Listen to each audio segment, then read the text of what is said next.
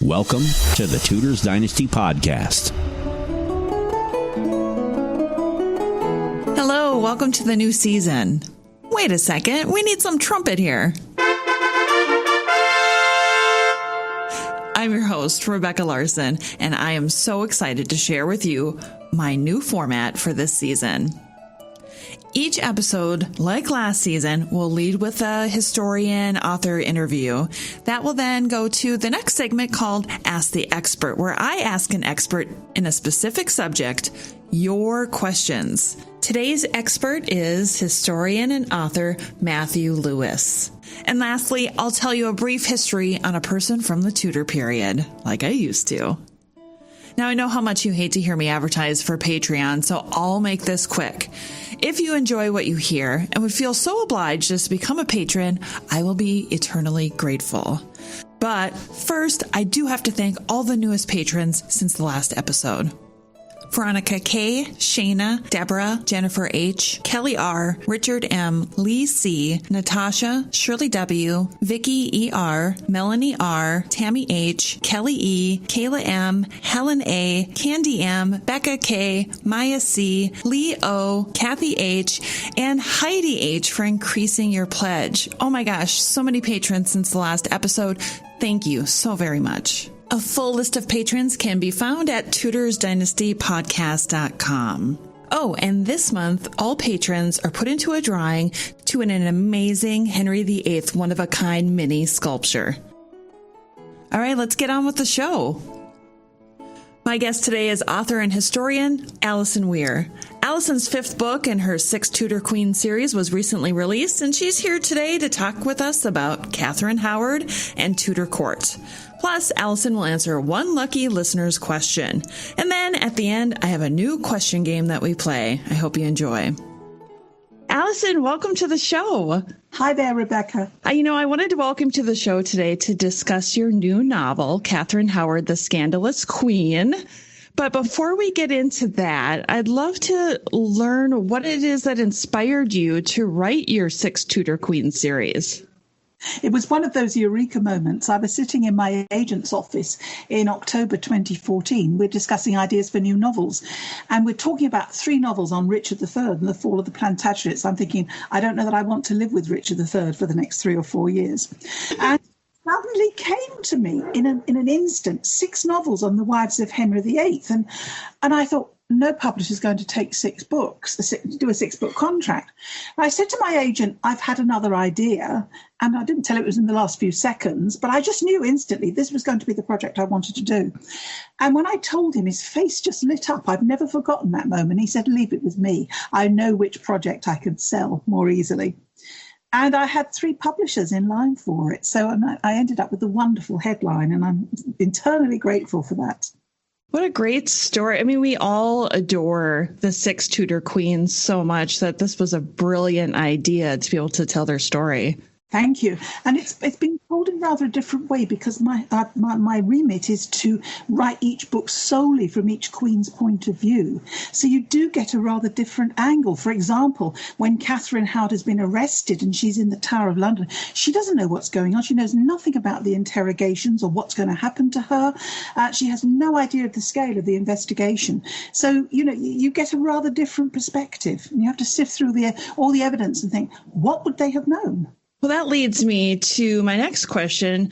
You've now reached book 5 out of 6. What influenced the path that you chose for Katheryn Howard in your story? She developed, these stories develop organically. I re-researched. I brought out a book in 1991 called Six Wives of Henry VIII, and I've updated that research and literally rewritten it and expanded it. And so I have a very, very detailed historical text, and I literally fictionalize it. But of course, history doesn't tell us everything. The novelist's job is to fill the gaps and to understand about motives and emotions and things like that. And she just emerged organically from it. And you go with the sources. Sometimes I don't know where the book's going. I might have an idea, and I might have an idea of something I want to do that might be slightly controversial, but I would not do that unless there was evidence, however slender, to back it. But with Katheryn, I knew I had so much evidence from all the depositions taken after her arrest that I had to chop them up and put them in chronologically as to when these events actually happened. So it emerged from that. It was quite interesting to see how it emerged and, what was happening to her and what the different relationships in her life. I've been dabbling myself in writing some historical fiction and nonfiction, but I've recognized that I'm stronger at writing nonfiction. Have you had any issues with going between the two? I did to start with, yes, because back in 2002, I wrote a novel. I wanted to see if I could write fiction. And it was a project. It was a spare time project. It was a hobby. It wasn't anything done for publication. And I was researching Anna of Aquitaine, and I wrote this novel called Light After the Darkness about Lady Jane Grey, and I really enjoyed it. I wrote it in 2 months, and I so liked it. I thought, I'm going to show this to my agent, because I couldn't judge it. So he came back, he said, it's a riveting story, but it's faction. You've got to stop sitting on the fence, stop being a historian and start being a novelist. So I put it back in a drawer and forgot about it. And then a few years later, I thought, I'm going to write it again. And I rewrote it, first person, present tense, with different narrators. And that was the book that was commissioned. But I was told that I would have to do quite a bit of work on it, because writing fiction, as you know, is a very different thing from writing nonfiction. Oh my God, it is so much more complicated. Because if you're writing biography, for example, the life of Henry VIII or something, you start with his birth and end with his death. Virtually, you follow a chronological thread. With fiction, there are so many ways in, and you can show it to 20 different fiction editors, and they'll all have a different view. So, there are lots of choices to be made. I originally started writing historical fiction because I've been researching Thomas Seymour for the last 4 years. And of course, no, a lot more than I do. There's so many unknowns to his story that I wanted to be able to answer those questions for the readers. This is why he didn't marry until he was 40. This is why he didn't do that. And so that's why I started doing the fiction, because I wanted there to be more of the story. And then as I was writing, I realized this is still coming out factual, because that's what I'm more comfortable writing. So I think I wrote 72,000 words and just put it on the shelf. And I said, someday I'll go back to that. Let me finish my biography first. We do need a biography of Thomas Seymour, because there are so many unanswered questions. I tried to show him in a more rounded sense. He's not just the swashbuckling Errol Flynn type, in this novel. He's a politician as well. He loves the sea. He's an admiral, and he's got a political life as well. And of course, his marriage to the Queen brings that closer to his domestic life. But I find him a fascinating character. And I know 1 or 2 readers have made comments, or they think I've been unfair to him in previous books. I'm not so sure about that, but I do think I wanted to portray him as a more rounded character. Have you changed your view having done the research? When I went into my research, initially it was, here I want to clear his name. I want everybody to see that he wasn't as terrible. And then I reached that point where I went, well, I have to look at the evidence.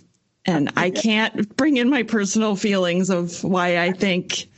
Start with a view. You have to clear your head of everything.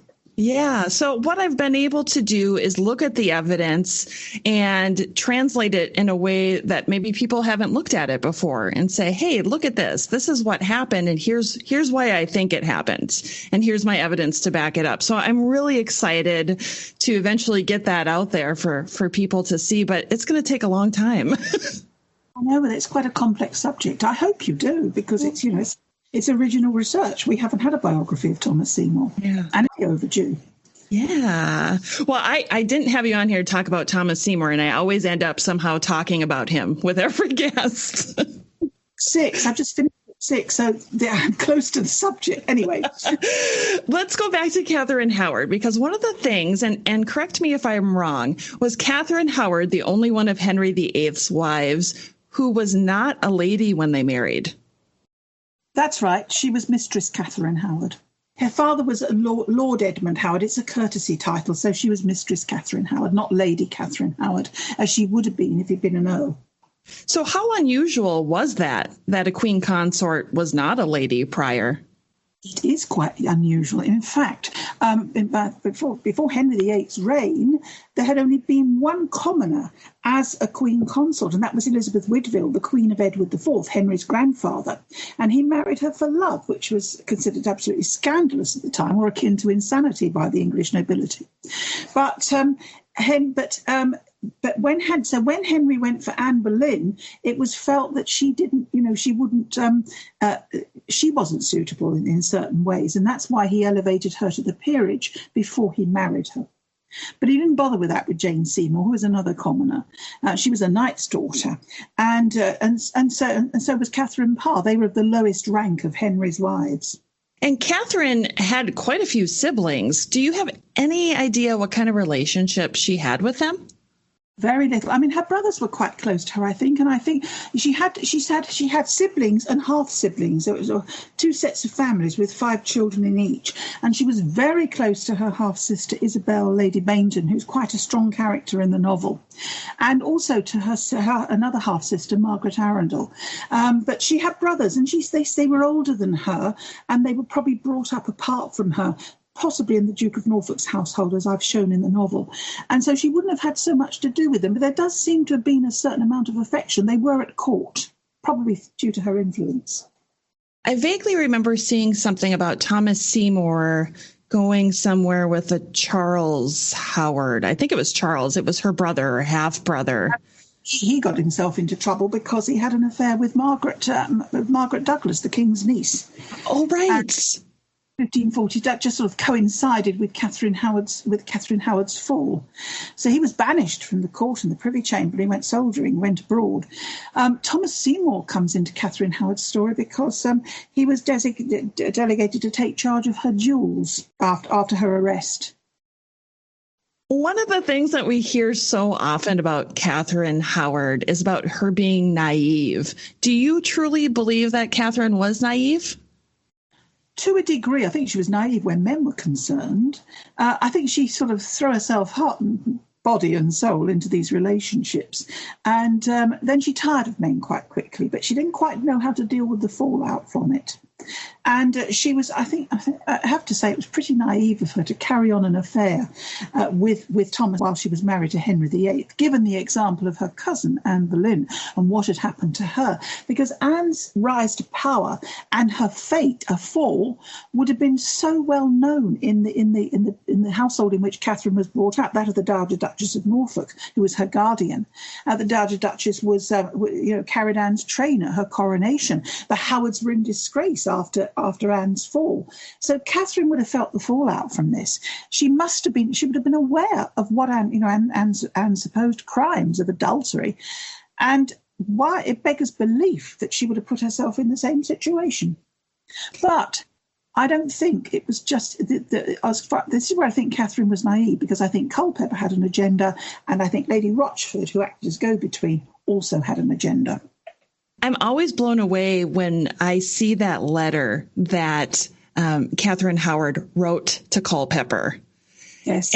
And she just puts it all out there, and you go, what is the matter with you? You want to shake her. Exactly. She's courting such danger. But to be fair, when this affair was, because she was involved with Culpeper before her marriage to Henry, and she had to end it, of course, because the king took precedence. But when it was revived at a time when the king was very ill and his life was despaired of, and I think they all thought that Henry would die soon and that Catherine would be a rich widow. And therefore, I think, she thought, well, maybe, and also if she didn't think, I'm sure she did think the king would die very soon because of the state of his health. If not, she probably thought he was so besotted he might forgive her. I always wonder about Catherine Parr. I'm going to keep jumping back and forth here, but it sounds, what you just said just strikes home with the Catherine Parr story, where we hear that she was in love with Thomas Seymour beforehand. The king came a courting. She couldn't really say no. She said, this is what God wanted. And I wonder if she felt the same thing, like, he's an old guy. He's not healthy. Maybe if I just wait a few years, Thomas and I can be together again. It crossed her mind. Yeah. given the state of the king's health by 1543. People have speculated that, we know now she wasn't just a nurse to him and that she wouldn't have done actual nursing duties, though we do read of her with his leg in her lap. But perhaps that was just, she supported him and it was an affectionate thing. But, he was very poorly, and he had a sort of last flowering of health and vigor in 1544 when he went to France. But after that, he went downhill very quickly, and it was just up and down the whole time. So I think she must have known that she might have been free in a few years' time. Right. Well, you mentioned Lady Rochford, and I do want to touch base on the villain who she's been made out to be over the years. One of the things that I want to ask you about is, the well-known Victorian historian Agnes Strickland. We always have to question. Yes. One of the things that she reported in the Lives of the Queens of England was the last words of Lady Rochford. Are you familiar with them? Yes, but they come from a source called Leti, Gregorio Leti, and it's a 17th source. Now, he did have access to sources that are lost to us, but he was generally, by his contemporaries and ever since, being not regarded as an unreliable source. It's possible that there is some truth in it, but it's not what an eyewitness reported. So I've gone with that. Oh, so can you tell us what an eyewitness reported? He just said that they all asked God to forgive, that they both asked God. He doesn't say what they both said individually. He asked God to forgive them their sins and made a good death. If he'd said anything like that, I think he would have said something about it. Yeah, it's interesting. And I'm very familiar with Leti. I've also been researching him a little bit. And I see what you're saying about how some of this stuff really does come off as he probably knew what he was talking about. And then there are other pieces where you go, where on earth did you get this information?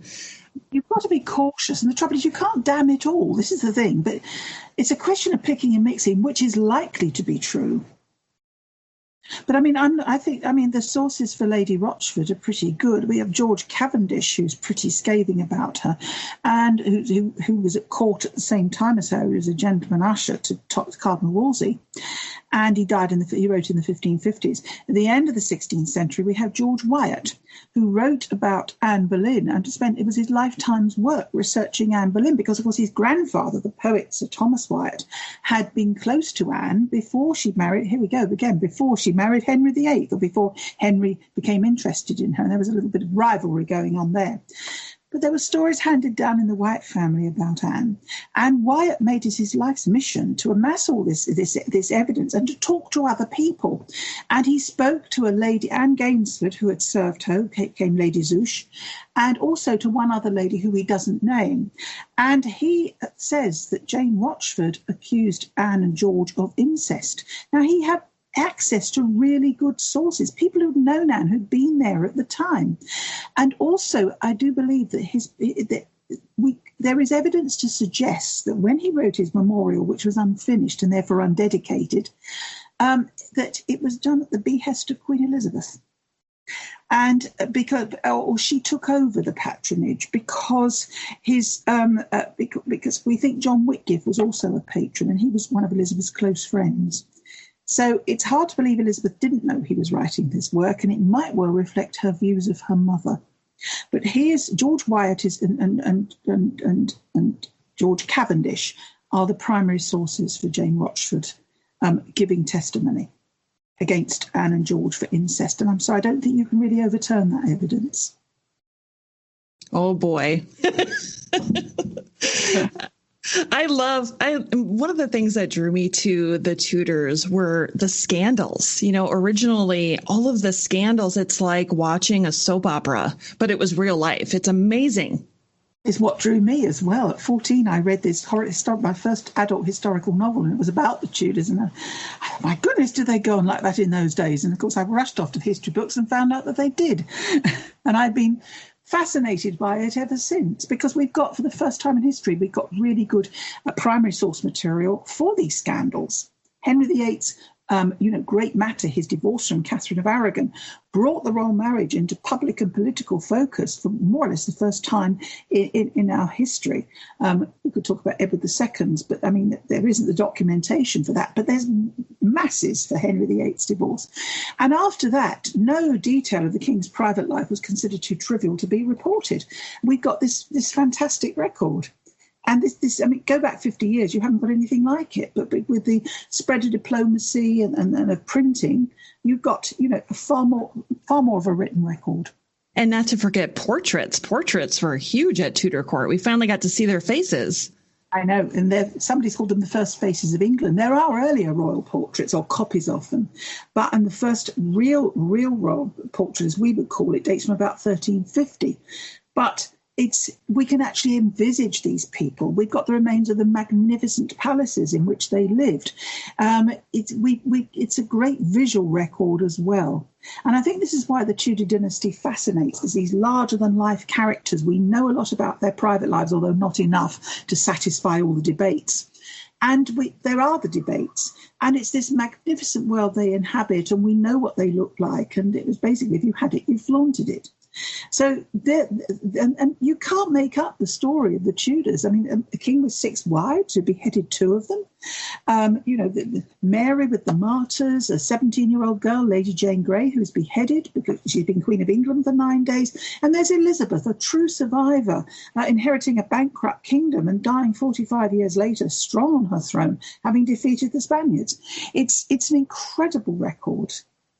We're very fortunate, aren't we? Oh, we are, absolutely. It's taking time trawling through it all when you're trying to research it, Yes, and notes everywhere and files saved everywhere, and it's never ending.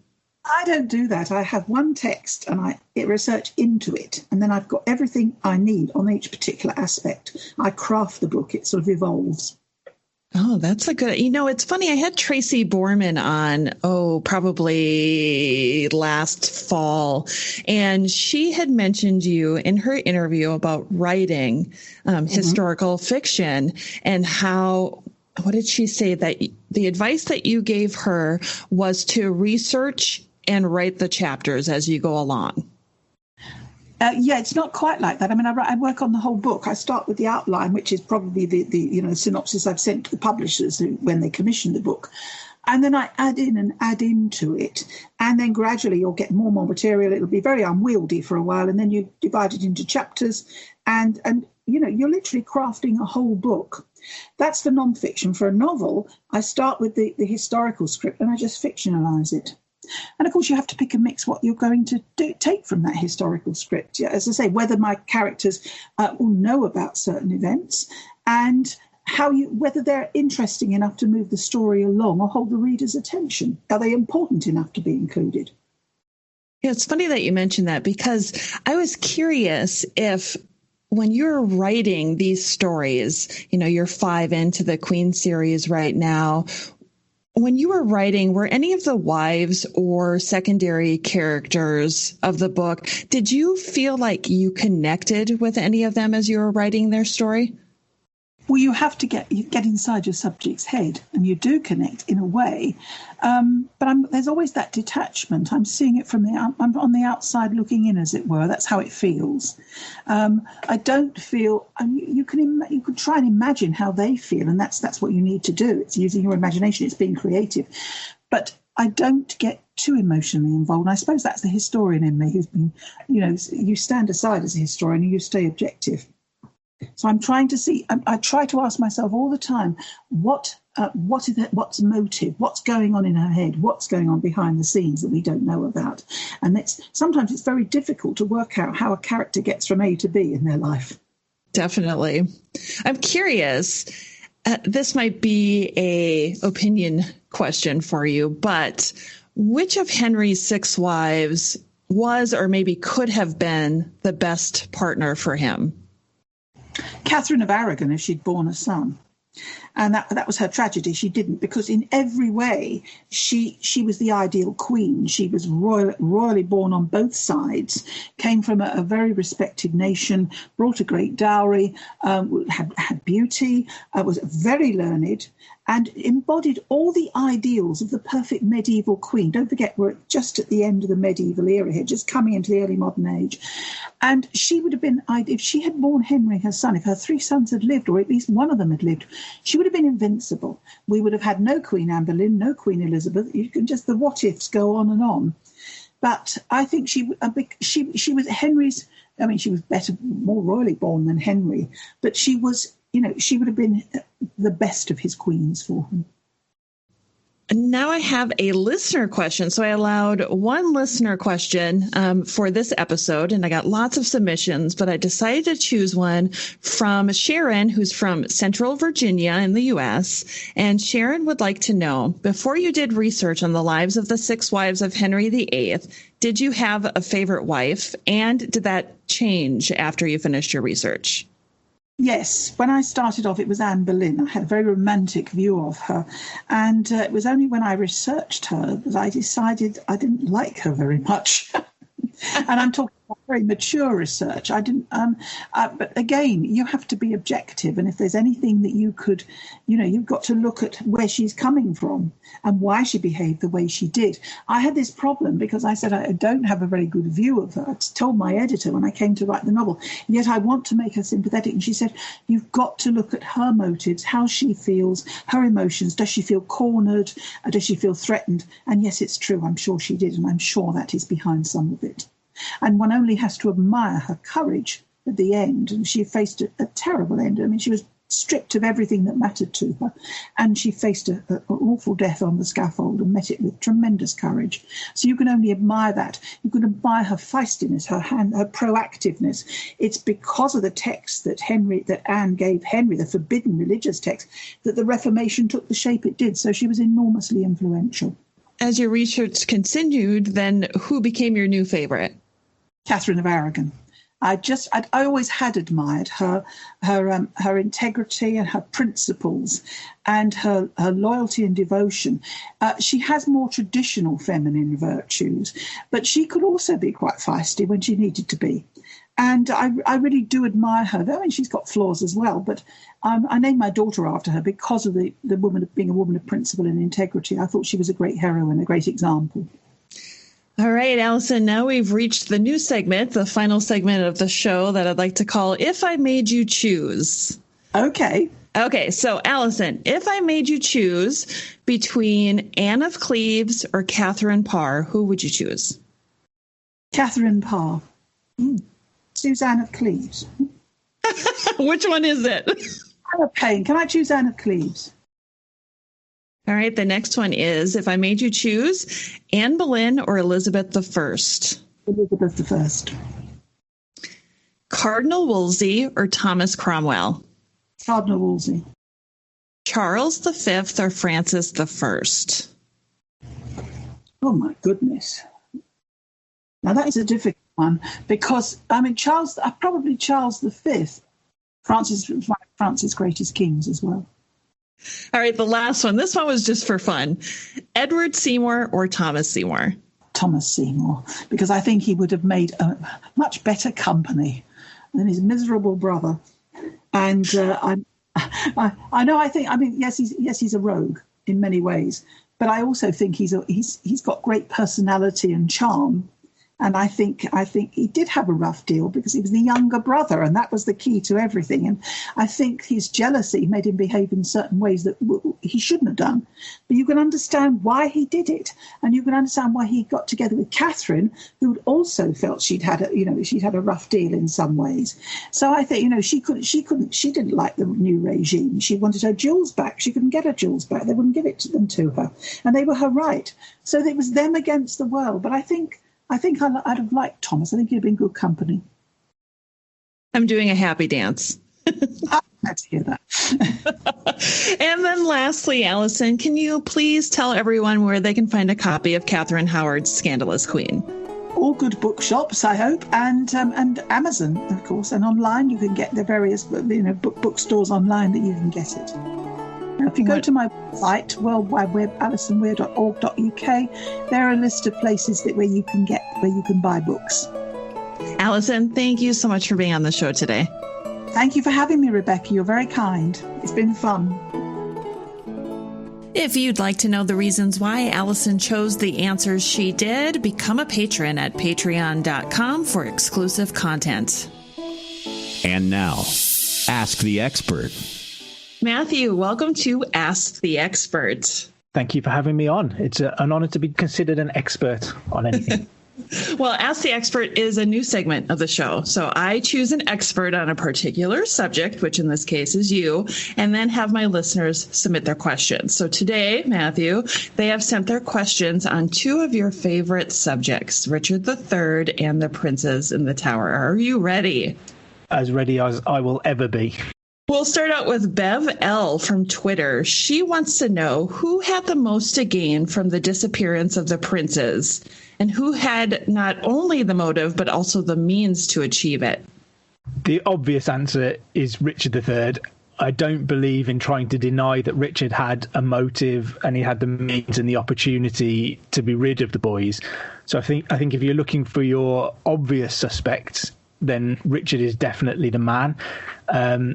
He had plenty to gain from their disappearance in terms of them not being used as a threat against him, although I question whether he gained anything in reality because of remaining silent about the fact that the boys were gone. You know, if they died, if he'd had them killed, then he would have needed to have made sure that everybody knew that they were dead. So his silence seems almost counterproductive at that point.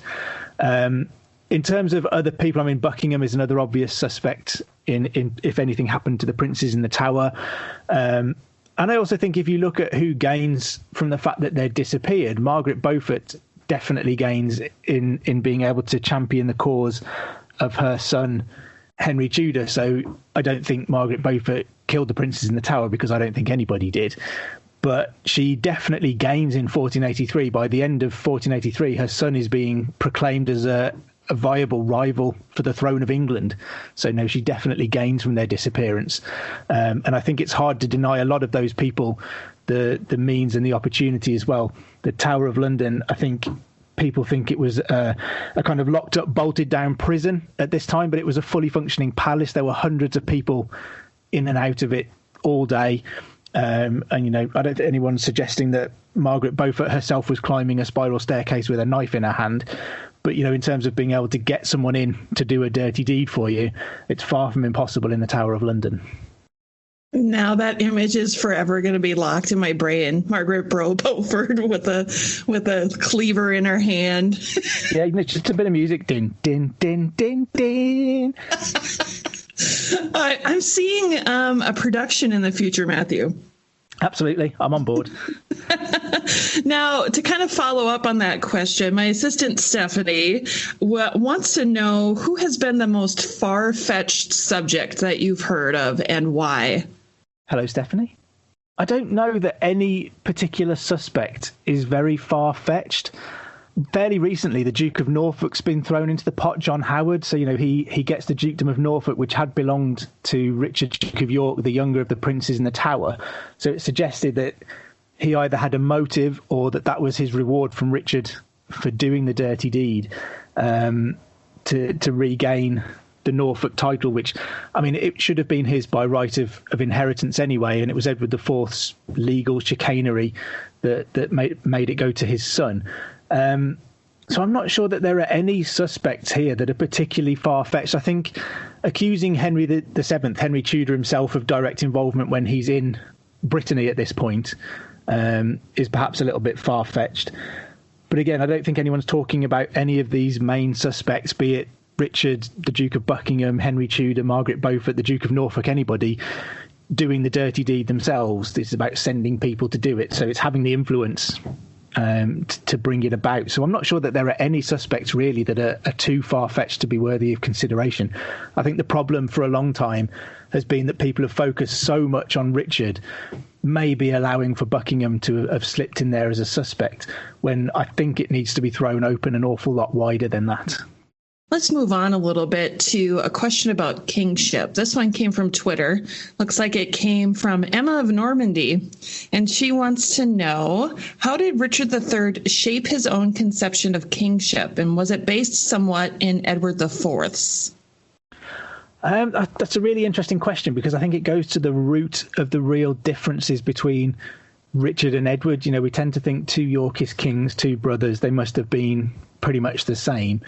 But they had very different upbringings, they had very different lives. And I think they had really contrasting ideas of what kingship was and what it meant to be king. I think Edward saw it as an opportunity and believed that the role was there to serve him.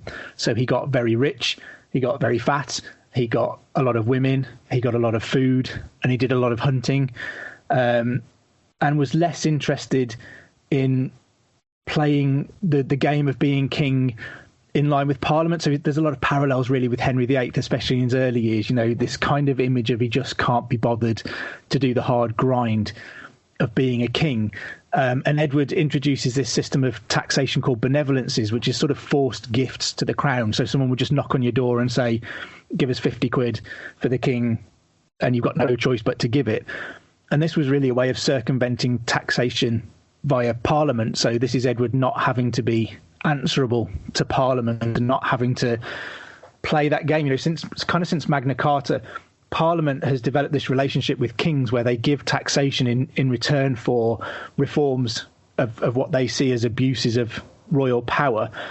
And Edward finds a way around that. And I think Richard is almost the opposite. And this is why we get him kind of berating his brother's kingship as soon as he comes to the throne. I think Richard takes the view that he is there to serve the crown. So his role as king is to serve the kingdom.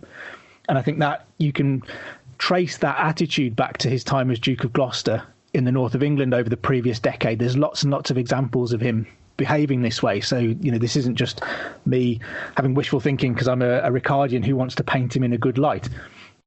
Lots of the actions that he takes as king in Parliament and outside as well give us signs that he was a man who believed he was there to serve England by being its king. So, for example, he does away with benevolences. He makes them illegal.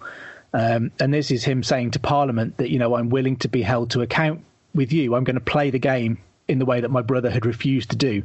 I'm going to be answerable to Parliament for everything that I do. And if I want taxation, then I'm going to have to balance my behaviour and meet with your approval in order to get that. So I think that's kind of two really opposing views of what kingship was. Edward believed it existed to serve him, and Richard believed he existed to serve the crown. I'm going to look at one from Facebook now. It looks like we have one from Linda Pearsall Harvey, and she wants to know, when did Henry Stafford, 2nd Duke of Buckingham, turn against Richard? Hello, Linda. This is a really interesting question. The when and the how and the why. Buckingham is a fascinating figure. He is entirely excluded from political power under Edward IV. He is never given any offices or any authority. He's married to one of Elizabeth Woodville's sisters at a young age, but never enters into that kind of inner political circle under Edward IV. So I think from that you can kind of gather that Edward IV sees something in Henry Stafford that he doesn't like. As Duke of Buckingham, he's one of the senior noblemen of the realm, but Edward doesn't trust him or believe that he has enough about him to operate in the political sphere. And yet he's the man who very quickly becomes attached to Richard III's cause in the spring of 1483, and is almost the man we see kind of propelling Richard onto the throne. He's making lots of speeches on Richard's behalf and seems to be helping to drive events towards the ultimate conclusion that Richard should be king. And so he gets involved in the October rebellions that happen in October 1483. So before the end of that year, Richard becomes king at the end of June. And so within 4 months, Henry Stafford has gone from being the man who put him there and the second most powerful man in the kingdom to joining a rebellion against Richard. And I think it's quite often portrayed, the October Rebellion, as being in favour of Henry Tudor. and that Buckingham decided to back Tudor's bid for the throne. But I'm not entirely convinced that that makes sense. I suspect there was more than one thing going on in the October rebellions of 1483. But I think Buckingham made his own bid for the throne. He has a fairly good claim to the throne. He's a descendant of Edward III. He probably has a better lineal claim than Henry Tudor does. And by the time we get to the autumn of 1483, Henry Stafford is the second most powerful man in the kingdom behind Richard. He's been absolutely showered with rewards. He's the most powerful man in Wales by this point, and he's on the brink of getting an inheritance that Edward IV had denied him, that Richard is just pushing through Parliament to grant to him. So he's suddenly getting this power that he's been denied for all of his life. He's the second most important, second most powerful man in the kingdom, and it's hard to see why he would sacrifice that to become second in command to Henry Tudor, who is a man who he doesn't know and doesn't know what rewards he's going to get. We know that, well, it's widely suspected that John Morton is the man who kind of pours honey into Buckingham's ear and convinces him to stand aside and betray Richard. But why Morton convinces him to do that, on what basis, is unclear. And I think it's hard to see Buckingham acting to become kind of second in command to someone he doesn't know when he's already second in command to a man that owes him his throne in Richard. So I suspect that Buckingham made his own bid for the throne, and I think probably through that summer he got this taste of power, and maybe it went to his head. Maybe this is what Edward had seen in Buckingham that he didn't like, and which is why he kept him away from power, that being second in command was never quite enough for Buckingham. And having seen how easy it was to overthrow a king in Edward V and replace him with someone else, maybe Buckingham thought, do you know what, I could do this for myself as well. Why have I done it for Richard when I could make myself king? And that gets, then play into, does he get involved in the fate of the princes in the Tower, or rumours about the princes in the Tower, and all of that piles on. So I think it's got to be a process. Those October rebellions must have been being planned by the beginning of September at the absolute latest. So we go from, say, Richard becoming king at the end of June to by the end of August, kind of 2 months later, Buckingham has decided to betray him. And it's hard to understand exactly why. Interesting. So do you know, this is another question that Linda had, why did Richard execute William Hastings so suddenly? What was he accused of doing? He was accused of treason, and he was taken out of a council meeting on the 13th of June, 1483, and beheaded within the Tower of London. Exactly what happened is really difficult to pick apart. So some of the contemporary sources say that there was a commotion in the streets when this happened. Hastings was an incredibly popular man. He was well liked and well known in London.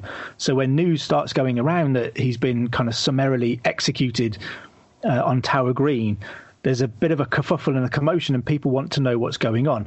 And some of the contemporary chronicles say that Richard sent proclamations into the street about what had happened, offering evidence to support the fact that Hastings had been guilty of treason. But that evidence doesn't survive anymore, unfortunately. But there are interesting things that we do know about Hastings. So in later sources, we have Polydore Virgil telling us that Hastings writes to Richard on the death of Edward IV and tells him to come south and to get custody of Edward V. So all of that at Stony Stratford, where Richard takes possession of the person of the young Edward V. We're told that Hastings had advised him to do that. But then before Richard arrives in London, Hastings has a meeting at St Paul's Cathedral where he gathers all of the powerful and influential people of London and tells them that Richard's up to something. He's seizing control of the young king, and we need to panic about what he might do when he gets to London, and this is something to worry about. So Polydore Virgil is sort of suggesting that Hastings was up to something, that he was working against Richard, having advised him to do these things. Once Richard does them, Hastings then uses them as a weapon against Richard. And Thomas More tells us that at that meeting on the 13th of June, that William Catesby, who was a lawyer who had been in the service of Lord Hastings before he transfers to the service of Richard III, More tells us that Catesby goes to Richard and tells him that Hastings is plotting to kill Richard. quite clearly. And so there's all of these odd suggestions that something is going on. Mike Ingram, in his latest book on the Battle of Bosworth, has commented on something that I admit, completely passed me by up to this point about the meeting on the 13th of June, was that everyone that was in that meeting with Richard, so this would be Lord Hastings, Bishop Morton, Archbishop of York, Archbishop Rotherham, they all get arrested, but they are also men who are in receipt of a French pension and have been since 1475, when Edward IV kind of launched a failed invasion of France, but was bought off with lots and lots of money. So these men are still drawing money from the French crown, and this is at a time when the French crown has stopped paying its pension to Edward IV and is getting onto a bit of an aggressive war footing. So in late 1482 and early 1483, we're very nearly seeing the reignition of the 100 Years' War and fresh hostilities with France.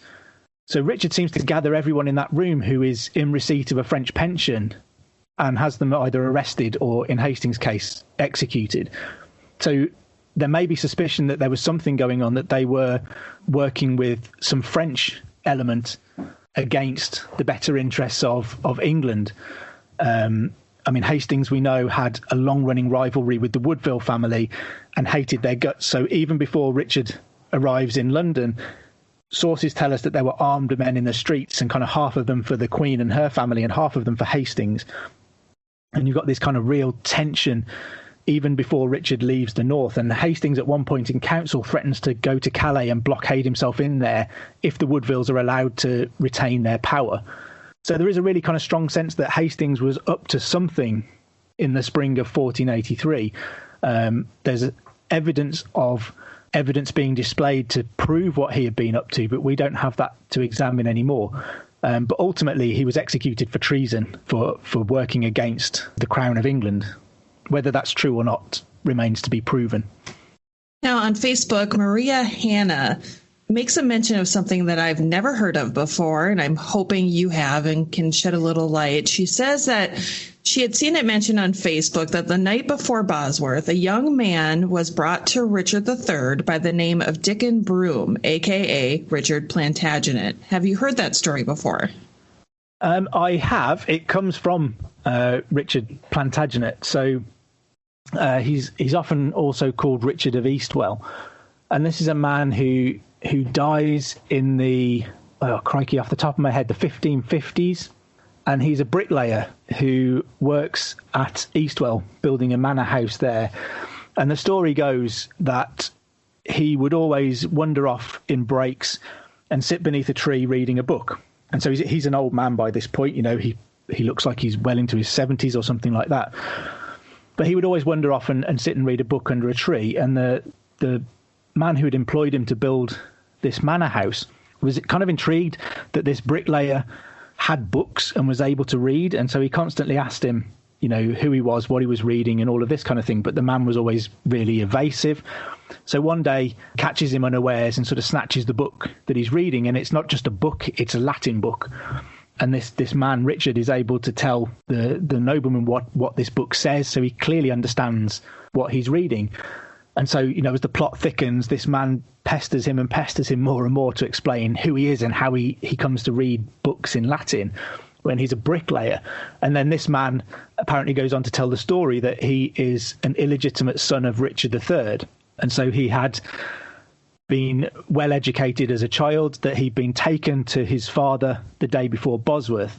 And his father had said that if he'd survived the Battle of Bosworth, he would recognise Richard of Eastwell as his son publicly, and would sort of bring him in and look after him. And that if it went badly, he was placing him in the custody of a friend, a nobleman. It's sometimes suggested this might have been Francis Lovell, but we don't have a name to go along with who this was. And so obviously Bosworth goes badly for Richard, and Richard of Eastwell is taken away, possibly to Colchester, where he learns a trade as a bricklayer and then ends up working on this estate as an older man. So there's other suggestions that he was actually Richard, Duke of York, the younger of the princes in the Tower. But this all comes from him kind of 60, 70 years after Bosworth has taken place. There is a parish register that notes the death and burial of Richard Plantagenet at Eastwell. So there is a grave somewhere in a churchyard at Eastwell for this man. Whether there's any truth to it is really, really hard to pick out. You know, Richard has 2 illegitimate children that he acknowledges and looks after. So why he would have had a third or any others that he ignored and set aside until the day before the Battle of Bosworth is unclear. So, yeah, it's definitely a story, but it's one that emerges kind of 50 years after Bosworth, and it comes from the man who tells the story. And Richard of Eastwell gets a cushy life out of this story. He's allowed to build his own cottage on the site of the manor house and is a frequent dinner guest of the lord of the manor to recount his story to anyone who'll listen to it. So, you know, he possibly has a reason to have invented all of these details. So, yeah, it's a real story. It's nowhere near contemporary, and there's no real way to corroborate what this man claimed. What an interesting story. Thank you for sharing that. No, it is a fascinating story. It's one of these odd little things that appears. You know, this man was allowed to be buried under the name Richard Plantagenet, which is an odd thing in the middle of the 16th century. But who he really was, we don't quite know. Well, that leads me, of course, to the question about the princes in the tower that everybody always wants to know is why. Let's see. This one comes from Rhiannon on Facebook. She wants to know, everyone wants to know, actually, why the bones that are presumed to be the princes will not be DNA tested. Right. Good question, Rhiannon. Essentially, Westminster Abbey, where these bones currently are, in a marble urn that was designed by Sir Christopher Wren, and they were put there in the late 17th century. Westminster Abbey is what's called a royal peculiar, so it belongs to the monarch. So it's the Queen's church. It doesn't belong to the Church of England. It belongs directly to the Queen. There's actually a parish church just up the road from me that's a royal peculiar as well, which is, you know, strange to have one out here in the middle of the countryside. But there are odd stories behind why these things become attached to monarchs, although Westminster Abbey is fairly obvious. But that means that to do anything in Westminster Abbey, like exhume the remains of any of the graves there or any of the tombs there, requires the Queen's permission. And we are constantly told, I mean, the people like the Richard III Society have asked on a fairly regular basis whether these remains can be exhumed and checked, and we're told that the Queen consistently says no. I think probably that has something to do with maybe being uncomfortable about the idea that these remains could be exhumed and messed around with, because, you know, in a few hundred years' time that could be her, and maybe she doesn't want to be in that position. So, I mean, Prince Charles is an archaeology student, or was at university, so perhaps he will have a different view on this. Maybe he'd be less squeamish about it if the Queen is squeamish. I'm not sure if that's the right word. So possibly in the future there might be a change of policy on this, and it may be that we can get the remains exhumed and properly examined. We are in a position now that we have, I mean, the remains were exhumed once before in 1933, and they were examined, but they were examined quite objectively on the basis that they were those of Edward V and Richard, Duke of York. And there was no real effort to identify the bones. And obviously at the state of medical science in 1933, they couldn't sex the bones. So we don't know whether that's 2 boys or whether it's 2 girls or a boy and a girl. They couldn't properly age the skeletons. The science in terms of childhood development of skeletons has moved on significantly since then. They couldn't date the remains. There was no carbon dating in 1933, so we don't know what period those remains come from. In terms of other remains that have been found within the tower at similar depths, you could be looking at Roman or Anglo-Saxon or, you know, Iron Age remains. There's absolutely nothing to point to them being medieval.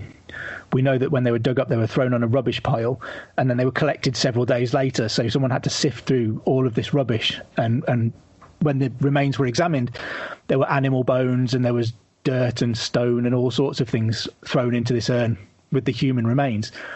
The only thing now is that obviously medical science has moved on a lot, but we also have DNA that we could use to check those remains if any of those bones are are still in a good enough condition to contain, viable, intact, uncorrupted DNA. So we've got Richard III's DNA, who was their uncle.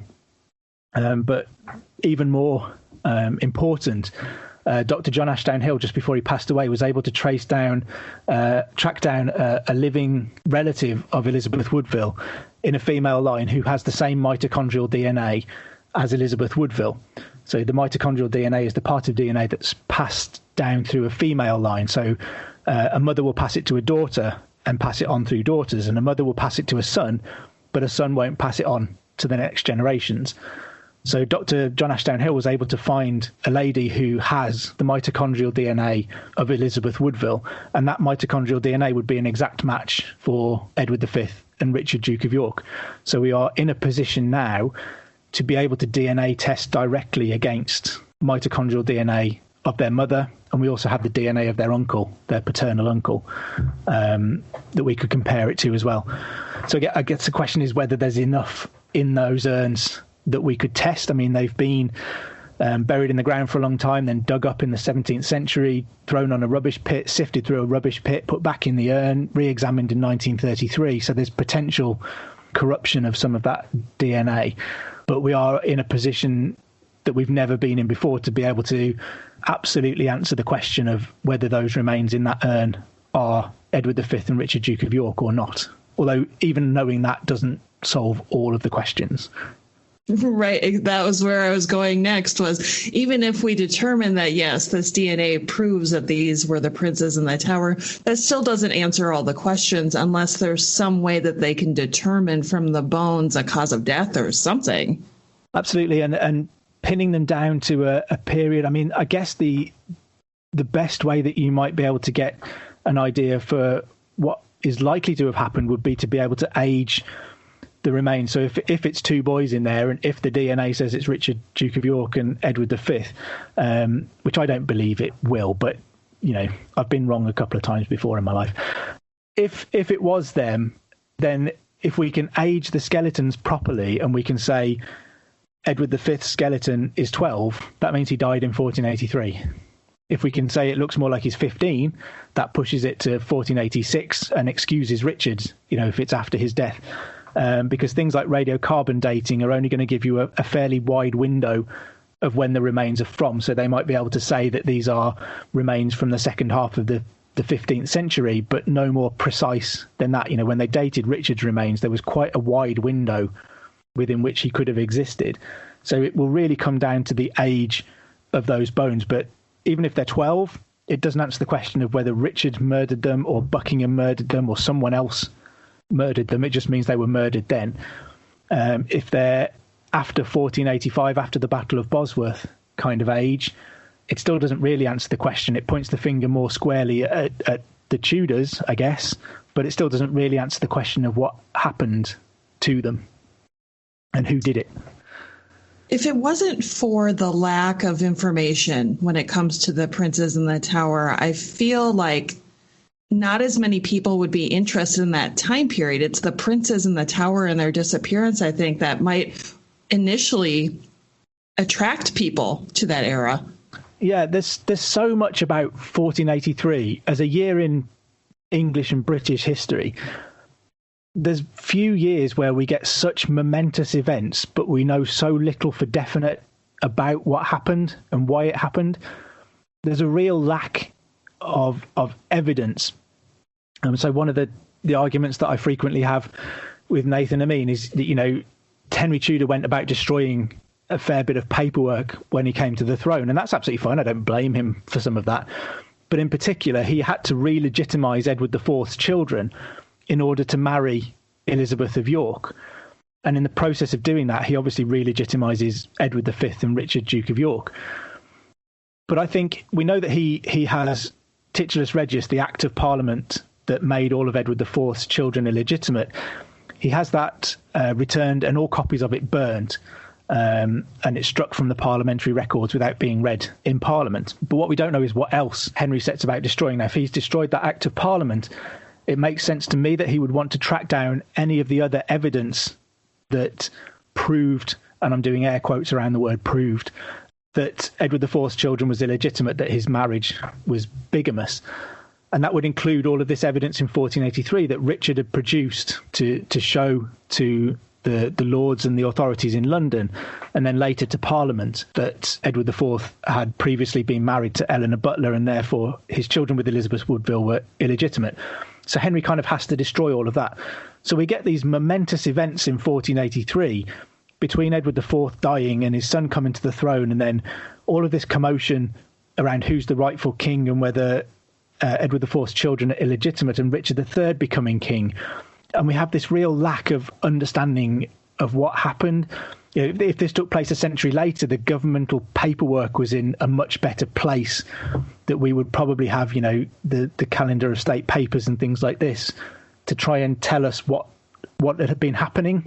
And I think the other thing about this period as well is it kind of falls into a record gap between the development of those kind of governmental records and the dropping off of the monkish chronicles that had taken us through much of the earlier medieval period. And, you know, the monkish chronicles are tailing off, and there aren't anywhere near as many of them. And the governmental paperwork hasn't really picked up to replace that. So you get these few citizens' accounts of what happened, men like Warkworth and Gregory, who write their own little chronicles. They're kind of London merchants who are just writing for themselves, you know, writing about what happened around them. But it means that we end up with this real kind of lack of evidence, and that leaves enough room for everyone to tell their own stories into that space. So Richard can be the evil monster who had just been waiting for his chance to take the throne, or he can be this man who is forced into a position of becoming king when he doesn't really want to, or he can be anywhere in between those 2 points. The princes in the Tower can be spirited away somewhere to safety by Richard, by somebody else, or they could be murdered, smothered in their beds. You know, all of these things are entirely possible, and no one can prove one way or another what's true and what's not. And that, I think that just lends itself to this really kind of in-depth fascination, because you can never quite get to the truth of what happens. And I think there's also, you know, there's an odd fairy tale element to it of the wicked uncle and the two innocent children. It was a little bit Hansel and Gretel sort of thing, isn't it? The two young children being betrayed by the uncle who was meant to look after them. I mean, that's a fairly strong medieval moral fairy tale sort of story long before 1483. So whether the events are sort of moulded around that idea, that fairy tale, to make Richard into much more of a villain is also hard to pick apart. Well, let's end this Ask the Expert segment with a great question, another one by Maria Hanna on Facebook. She wants to know, Matt, based on what we know and ignoring Shakespeare, which obviously I probably don't have to tell you to do, who would you have portray Richard III in a film? Oh, this is a really hard question. I think a lot of the portrayals of Richard always seem to make him out to be an old man. He was 32 when he dies at the Battle of Bosworth. And yet lots of the portrayals make him look like a man who's in his 50s or his 60s and is pretty haggard and world-wearied. So I think you have to be thinking a lot younger. I mean, Richard Armitage has always expressed an interest in playing Richard III in a movie. If I remember correctly, his birthday is the anniversary of the Battle of Bosworth. And I know he's named Richard because his dad is a Ricardian who named him after Richard III kind of thing.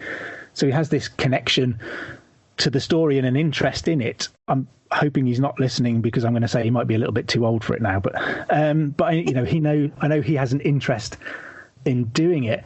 I've always thought someone like Henry Cavill would be a really good Richard III. But I mean, someone asked me this question recently, and the first person that popped into my head was Tom Holland, who plays Spider-Man at the moment. You know, he's a British actor, and I think he has that kind of look about him. He's not a huge guy. I mean, Henry Cavill is probably too well built now to play Richard III, who was famously, you know, quite slender of limb. But I think perhaps someone like, you know, Tom Holland just popped into my mind as someone who I could see doing a believable and passable Richard III. How tall was Richard III? With his scoliosis, they think he would have stood at somewhere around 5'4", 5'5". He lost about 3 inches or so to his scoliosis. So without it, he would have probably been around 5'8", which was reasonably tall for the time. He's dwarfed by Edward IV, his big brother, who was 6'4", but that was fairly extraordinary for the times. So yeah, probably around about 5'4", 5'5", having lost a few inches of his height to the scoliosis curvature in his spine. Between Richard Armitage and Tom Holland is 5'8". So Richard was like 6'2", I think it said on his Wikipedia page. But something interesting, or I'm just going to sidetrack here for a second. Tom Holland's first name is Thomas Stanley Holland. Well, he's out then. I take back everything I said. No, I don't. What are the odds? I'd take there you go. It's an odd connection.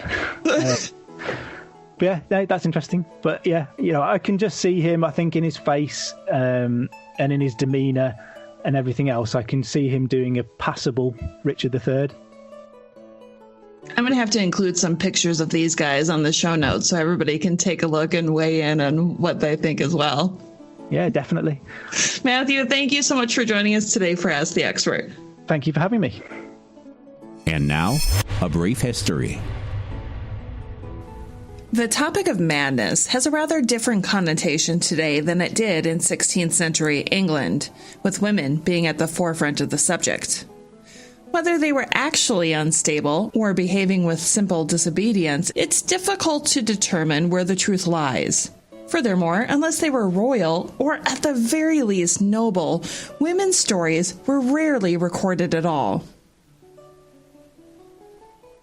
However, I'm excited to introduce you to a woman today who may very well have been mad, but has an incredibly exciting story nonetheless. Her name?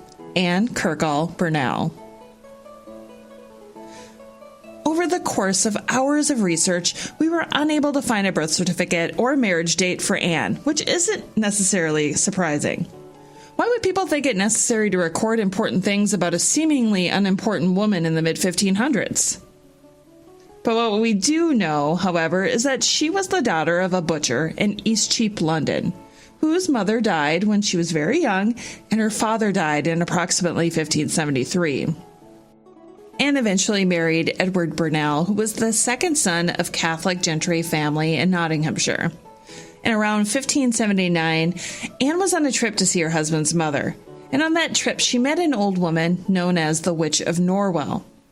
This witch, of course another loose term thrown at women who behaved in ways that went against societal norms, told Anne that she was the daughter of Prince Philip of Spain, and that she had the arms of England on her back. She alleged that Anne was a Spanish bird who did not know her true father, regardless of the butcher that raised her since childhood. It's important to remember that the witch's claims did not include Queen Mary I, and I'll come back to that shortly. Later that year, while living in Westminster in the same lodgings as Wiseman poet Thomas Watson, Anne told him of the witch's comments, where he allegedly encouraged her delusions. Now, in our research, we actually did see it mentioned that Watson was the witch who made the initial claim of being the prince's daughter himself, but it seems to be generally accepted that Anne met him later on, told him about the allegations, and he continued to defend this claim. He is believed to have said, "If you knew yourself, you would be the proudest woman in the realm." As time went on, Anne continued sharing her experience with the witch, and with many of her friends and peers, including her servant Alice Diggs. Now, she maintained the markings on her back, which really could have been anything from a birthmark to a pattern of freckles, even dirt. She maintained that they were in the shape of the arms of England, and that she was the daughter of King Philip of Spain. Then, in 1586, Anne's husband Edward was potentially one of several Catholics imprisoned during the Babington plot. Now, for those of you who may not be familiar with this scheme or just simply don't remember, the Babington plot was an effort which was started by a man called Anthony Babington. And the plot was to remove Queen Elizabeth I from the throne and instate the Catholic Mary Queen of Scots in her place. As we know now, the plan was foiled, and many involved were tried and even executed.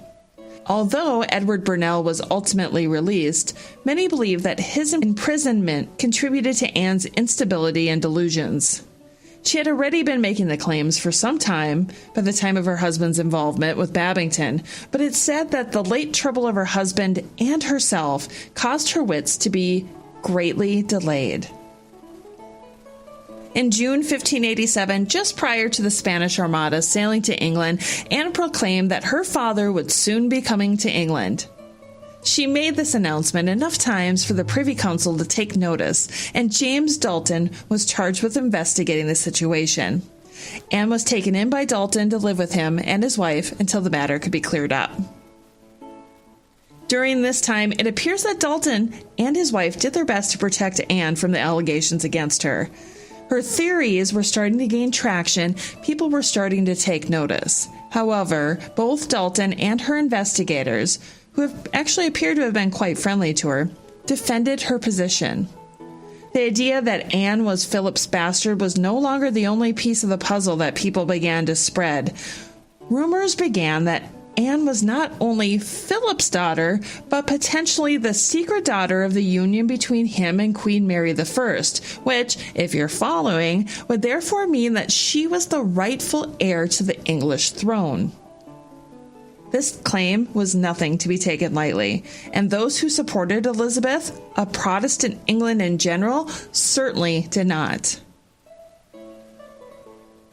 During the investigation, both Dalton and his wife maintained that although they did see the markings of the arms of England on her back, that Anne never claimed to have been the daughter of Queen Mary I.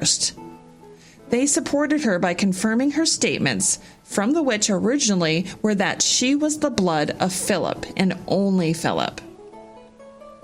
Regardless of the accusations, this original investigation fortunately amounted to nothing for Anne, which is actually rather quite surprising given the general mood surrounding England's relationship with Spain at the time. Some researchers say that in addition to Dalton being able to halt any punishment, Thomas Watson may also have spoken up in her defense. Sources seem to be conflicting on whether or not he believed the claims about her paternity and was in fact on her side, or if he was just simply messing with her from the beginning when he originally was encouraging those ideas. Nevertheless, Dalton was able to assure the council that although Anne's wits were troubled, she was not, in fact, a danger or threat to England, nor did she wish to be. Anne maintained her delusions for years following the investigation, and when her husband died shortly thereafter, her widowhood only heightened her mental instability.